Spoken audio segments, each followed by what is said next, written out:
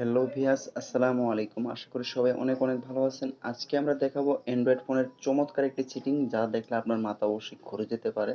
যেটা কি দেখলাম, তো বন্ধুরা অবশ্যই এই ভিডিওটি সম্পূর্ণ দেখবেন এবং এই সেটিংটি যে কোনো মোবাইলের ক্ষেত্রে কিন্তু আপনি ব্যবহার করতে পারবেন। তো বন্ধুরা অবশ্যই ভিডিওটি সম্পূর্ণ দেখবেন। যদি ভিডিওটি ভালো লাগে লাইক কমেন্ট শেয়ার এবং চ্যানেলটি সাবস্ক্রাইব করে দেবেন, এবং যদি ভালো না লাগে কেন লাগেনি সেটার বিষয়ে কিন্তু আপনি কমেন্ট করে আমাদের জানিয়ে যাবেন। তো বন্ধুরা অবশ্যই ভিডিওতে লাইক দিবেন, লাইক দিলে ভিডিওটি অবশ্যই পাবলিশ হওয়ার সম্ভাবনা অনেক বেশি থাকে। তো বন্ধুরা একটা ভিডিও পাবলিশ করতে আপনাদের অবদান অনেক বেশি থাকে। তো বন্ধুরা অবশ্যই ভিডিওতে একটা লাইক দেবেন। তো বন্ধুরা চলুন ভিডিওটি শুরু করা যাক। ভিউয়ার্স, আপনারা চলে যাবেন ফোনের সেটিংসে। আমি যেহেতু রিয়েলমি 5i ফোনটি ব্যবহার করি, যার ক্ষেত্রে আপনারা যারা রিয়েলমি ইউজার আছেন তারা অতি সহজেই এই সেটিংটি বের করতে পারবেন। যারা রিয়েলমি বাদে অন্য কোনো ইউজার আছেন তারাও কিন্তু এই সেটিংটি বের করতে পারেন, শুধুমাত্র আপনার একটু খুঁজতে হবে। খুঁজে নিলেই কিন্তু আপনি বের করতে পারেন। তো বন্ধুরা চলে যাবেন সেটিংসে। সেটিংসে চলে যাওয়ার পর আপনি এখান থেকে খুঁজে বের করবেন হচ্ছে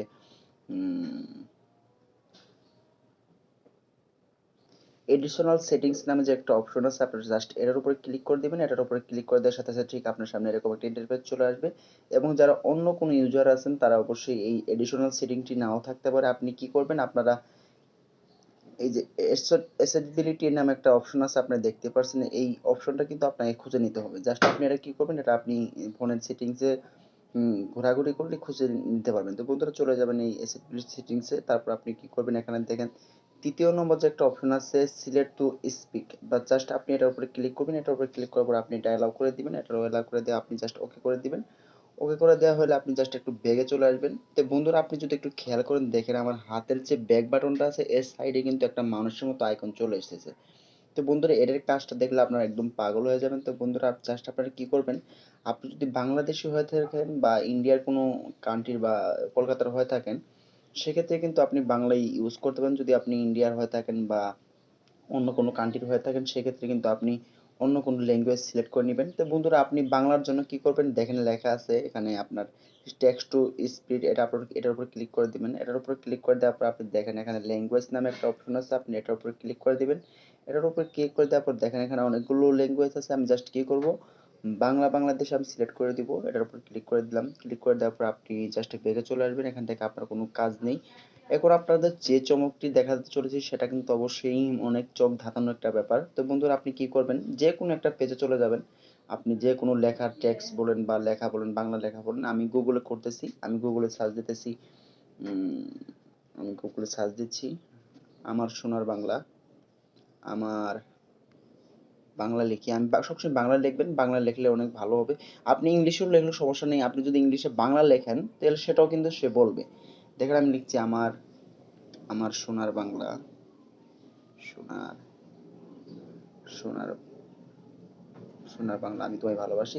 তো বন্ধুরা জাস্ট আমি এটা একটু টেপ করে দিলাম। টেপ করে দেওয়ার পর আপনি কি করবেন, আমার সোনা কি করবেন, আপনি মানুষের মতো যে আইকনটা আছে এটার উপরে ক্লিক করবেন। এটার উপরে ক্লিক করার পর আপনি যেটুকু লেখা আপনি পড়তে চাচ্ছেন, আপনি কি করবেন, সেই লেখাগুলোর উপরে এরকম ভাবে সোয়াইপ করে দিবেন, মানে চেপে ধরবেন। চেপে ধরে আপনি টান দিয়ে দিবেন যতটুকু আমার পড়তে সোনার চাচ্ছেন। বাংলা তারপর যখন বাংলাদেশের দেখেন সে জাতীয় একা একা সঙ্গীত পড়া শুরু করে দিবে, দেখতেই পাচ্ছেন সে একা পিডিএফ একা ডাউনলোড পড়তেছে। করুন। নজরে রাখুন সম্পাদক আমার সোনার বাংলা গানটি 1971 খ্রিস্টাব্দে স্বাধীন রাষ্ট্র হিসাবে প্রতিষ্ঠা। বাংলাদেশ জাতীয় সঙ্গীত ধারা 1, 2 বঙ্গমাতা সম্পর্কে এই গান রবীন্দ্রনাথ ঠাকুর কর্তৃক ভিউয়ার্স অবশ্যই আপনারা ব্যাপারটা বুঝতে পেরেছেন। বন্ধুরা আপনারা চাইলে যে কোনো ধরনের টেক্সট আপনি এরকম ভাবে পড়তে পারেন। যদি বাংলা হোক বা ইংলিশ হোক, যে কোনো ধরনের লেখাই সে আপনাকে পড়ে শোনাবে। এটা আসলে একটা মজার ব্যাপার যে আপনি পত্রিকা পড়তেছেন কিন্তু আপনার মন চাইতেছে না পত্রিকা পড়ার, সেক্ষেত্রে কিন্তু আপনার মোবাইলে কিন্তু আপনার পত্রিকার পড়ে দিবে। তো বন্ধুরা এই সেটিংটি আপনার অনেক কাজে দিবে। তো বন্ধুরা অবশ্যই সেটিংটি ব্যবহার করে দেখবেন।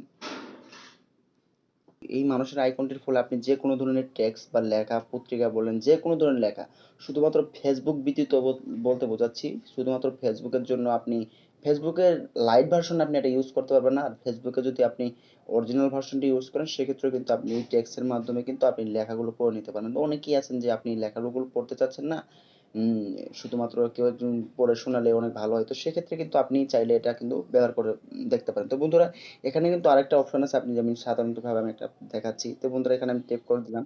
তো বন্ধুরা দেখেন এখানে কিন্তু স্পিড অপশন আছে। আপনি যদি চান যে এখান থেকে আপনি স্পিড বাড়িয়ে কমিয়ে নিতে পারবেন। তো বন্ধুরা অবশ্যই দেখেন এখানে লেখা আছে, আপনি চাইলে এখানে রেড ব্যাকগ্রাউন্ড, এগুলো আপনি ব্যাকগ্রাউন্ড এগুলো আপনি এখান থেকে পড়ে নিতে পারবেন। তো বন্ধুরা এই জিনিসগুলো অবশ্যই আপনার কাজে আসবে। আপনি যদি একজন অ্যান্ড্রয়েড ইউজার হয়ে থাকেন তাহলে কিন্তু আপনি এটা অনেক কাজে আসবে। তো বন্ধুরা সবাইকে ধন্যবাদ ভিডিওটি দেখার জন্য। দেখা হবে নেক্সট কোনো টিউটোরিয়ালে। সে পর্যন্ত সবাই ভালো থাকবেন, সুস্থ থাকবেন। আসসালাম।